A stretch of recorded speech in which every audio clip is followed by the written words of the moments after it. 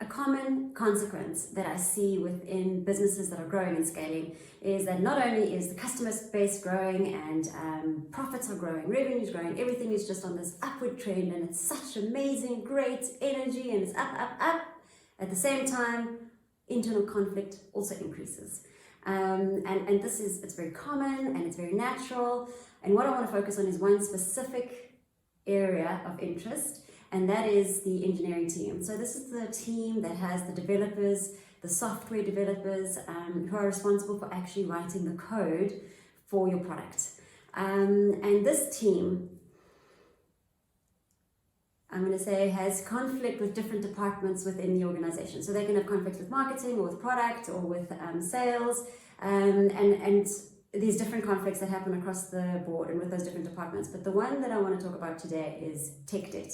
So the issue with tech debt is developers feel that they're aware of tech debt and they feel the enormity and the weight of the tech debt on their baby, which is the product, which should be the entire organization's baby, but the engineer wrote the code. So there is this kind of umbilical cord attachment that the rest of the organization doesn't necessarily feel. And so they have this responsibility and this need to make sure that the code base is always the most effective, the most high performing, just the best code possible. So when they're aware of a different component or a better way of doing things, they become very antsy and anxious, and they feel it is their duty, their responsibility to update the code base with this new way of doing things. But the rest of the business doesn't feel that way. The rest of the business has a launch date.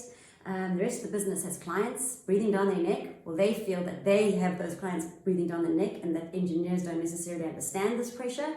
And the engineers feel, well, the rest of the business doesn't necessarily understand how if they don't listen to them, down the road there's going to be a problem and the engineers are going to be blamed. Or the engineers will be phoned over the weekend to fix it. Or the engineers will have to miss a holiday or cancel a holiday with their families that they have been so looking forward to and everybody's looking forward to because the rest of the business didn't listen to their warnings. Now, engineers are not making this up. They haven't just thought this through and thought about this idea and thought this could happen. It's worst case scenario. It's never happened before. It has happened before. It has happened before. Business has done this to the engineers. And if the engineers are new and they've never experienced this, don't worry. There's an older engineer telling them the stories of it. Back in my day, in those days, this is what used to happen and this and this and this. Okay, so what I did to manage the process of dealing with tech debt, firstly, is to acknowledge its existence and to acknowledge that in the past it has not been dealt with effectively, and to acknowledge that it is extremely important to address, and then my understanding of tech debt is that it is as important to address as the new components that we're adding and the new features. And I understand the enormity of not addressing it, ignoring it, and what could potentially happen.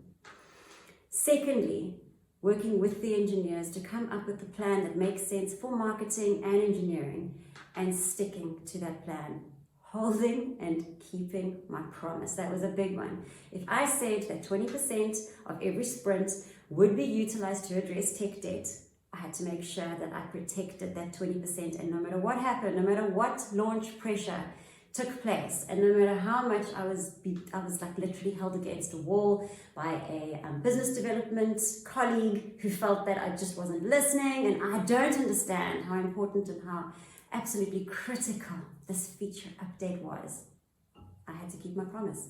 20% of every sprint will be maintained for tech debt. It took some time, but eventually the trust levels had skyrocketed between myself and the engineers. And we were in a position where we could actually work together, and they could come to me and say, in this case, Maria, we feel that we should forego our 20% tech debt, and we feel comfortable doing it, and we will make sure that we make that launch date. Why did they feel comfortable? Because they knew that no matter what happened, they would always get it back. We would maintain and upkeep and just do whatever we could to make sure tech debt was addressed. Now, it didn't happen as fast as those engineers wanted. It's not like we said we're going to stop working and for the next 6 weeks, no new features, nothing new. We're going to just focus on tech debt. In 6 weeks, the developers are just focused on that. Nothing else is happening. We didn't do that, and nobody expected us to do that, as nice as it would have been. It would have been so clean cut and like, yay, everything's been addressed. But that's not actually how tech debt works. it's my belief that as soon as code is written and it's in production, it's old. So to the engineers, I'd say, well, if your code went into production yesterday, today is a day later, it's old code, and it probably has tech debt already. They weren't happy with it. They definitely did not enjoy that. But it is my belief, and I think that there is some merit in it, and I can argue it pretty effectively, I discovered.